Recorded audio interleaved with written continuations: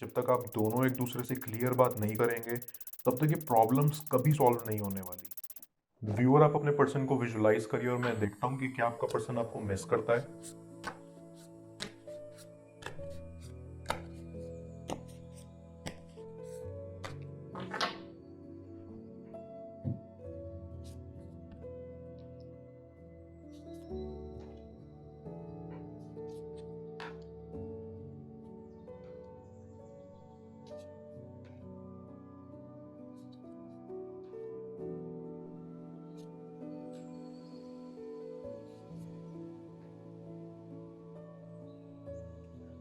मुझे ऐसी फीलिंग आ रही है कि आपके पर्सन के साथ प्रॉब्लम ये है कि वो आपको मिस तो करते हैं, लेकिन खुद ही इस बात को एक्सेप्ट नहीं करना चाहते। वो उस टाइप के पर्सन है कि अगर आप उन्हें जाके पूछेंगे कि वो आपको मिस करते हैं, वो आपको साफ मुंह पे मना कर देंगे। लेकिन वो सब झूठ है, क्योंकि वो आज भी आपको मिस करते हैं। आपका पर्सन हर उस चीज से दूर भागता है जो उन्हें हल्का सा भी हर्ट कर सके, इसलिए वो खुद की सच्चाई से दूर भाग रहे हैं। रियलिटी फेस करने से ज़्यादा इजी उन्हें रियलिटी को अवॉइड करना लगता है, इसलिए वो अपनी फीलिंग को आपसे एक्सप्रेस करने के बजाय उन्हें सप्रेस कर लेते हैं।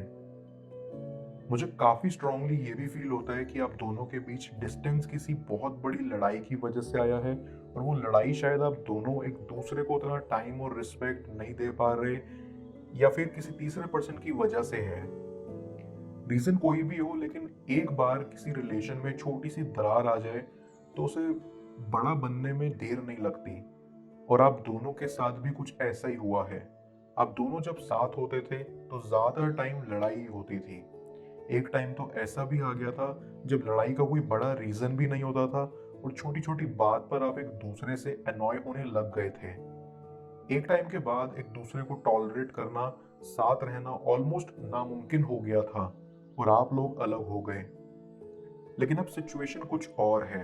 अब आप दोनों को समझ आ गया है कि आप दोनों के बीच जो लड़ाई होती थी वो मिसअंडरस्टैंडिंग की वजह से होती थी। चाहे आप लोग कितना भी लड़ लें, बट एक दूसरे से दूर नहीं रह सकते।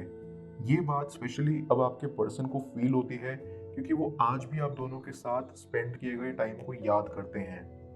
लेकिन जैसे कि मैंने पहले बताया था कि आपका पर्सन अपनी फीलिंग्स को एक्सेप्ट करने से कतराता है। आपके पर्सन को ये भी लगता है कि आप उनसे काफी नाराज हैं। शायद आपने उन्हें गुस्से में काफी कुछ बोल दिया हो जो आप रियलिटी में मीन नहीं करते, लेकिन वो बातें आपके पर्सन के दिमाग में सेट हो गई हैं, और उन्हें लगता है कि आप उन्हें कभी माफ नहीं करेंगे या उनके साथ टाइम स्पेंड करना पसंद नहीं करेंगे। इस कारण से भी शायद वो आपको कांटेक्ट नहीं करते, क्योंकि उन्हें लगता है कि अगर आप उनसे बात नहीं करना चाहते तो वो क्यों सामने से आपको आके कांटेक्ट करें और अपनी सेल्फ रिस्पेक्ट को डाउन करें। मैं कार्ड्स को क्लैरिफाई करता हूँ, तब तक आप प्रॉपर एनर्जी एक्सचेंज के लिए इस रीडिंग को लाइक कर दें, और पर्सनल रीडिंग के लिए आप मुझे व्हाट्सएप पर अप्रोच कर सकते हैं।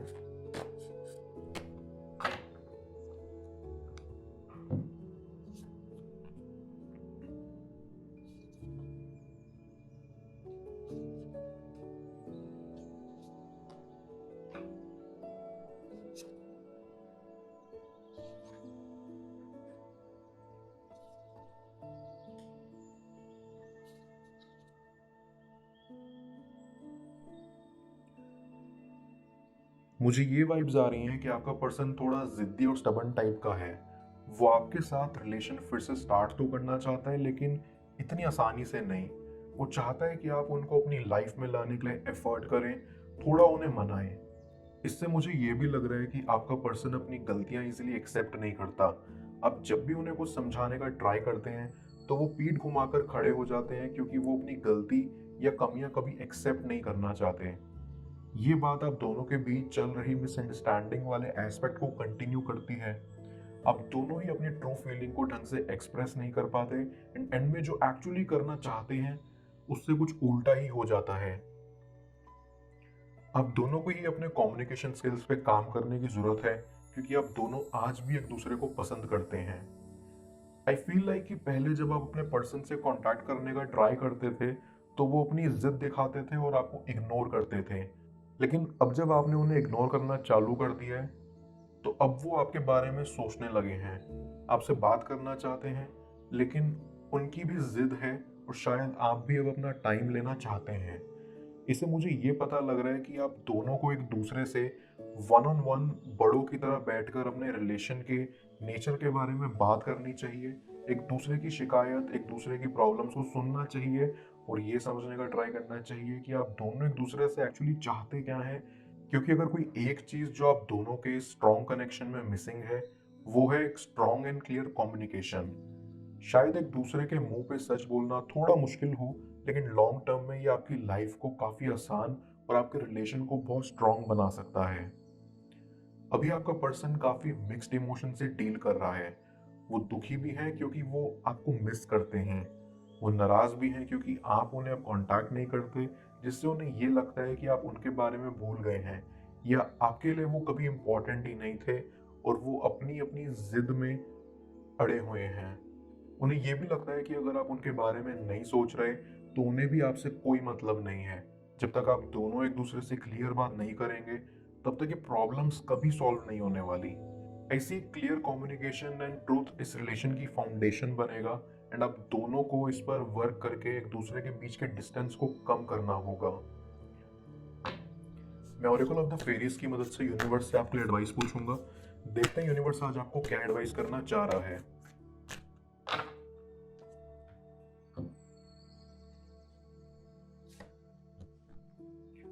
जर्नी। ये फेरी आपको कहना चाहती है कि आपकी लाइफ में एक नई जर्नी शुरू होने वाली है। आपको इस जर्नी के लिए रेडी रहना चाहिए। ये जर्नी प्लान्ड और अनप्लान्ड दोनों वेज में आपकी लाइफ में आ सकती है एंड आपको रेडी रहना है उसे एक्सेप्ट करने के लिए। यूनिवर्स आपको कहना चाह रहा है कि आपको लीप ऑफ फेथ रखना होगा अपनी जर्नी के ऊपर और ये जहां आपको ले जाना चाह रही है। ऐसी ये आउटर जर्नी के साथ साथ कईयों के लिए इनर जर्नी भी हो सकती है और ऐसे में आपको अंदर से विलिंगली से एक्सेप्ट करना होगा एज इन कम व्हाट मे। क्या वो आपकी लाइफ में वापस आना चाह रहे हैं? जाने स्क्रीन पर शो हो रही इस नेक्स्ट टैरो रीड में पेड पर्सनल रीडिंग के लिए आप मुझे व्हाट्सएप पर अप्रोच कर सकते हैं। मैं मिलता हूँ आपसे दोबारा अगली टैरो रीडिंग में। Till then, bless you.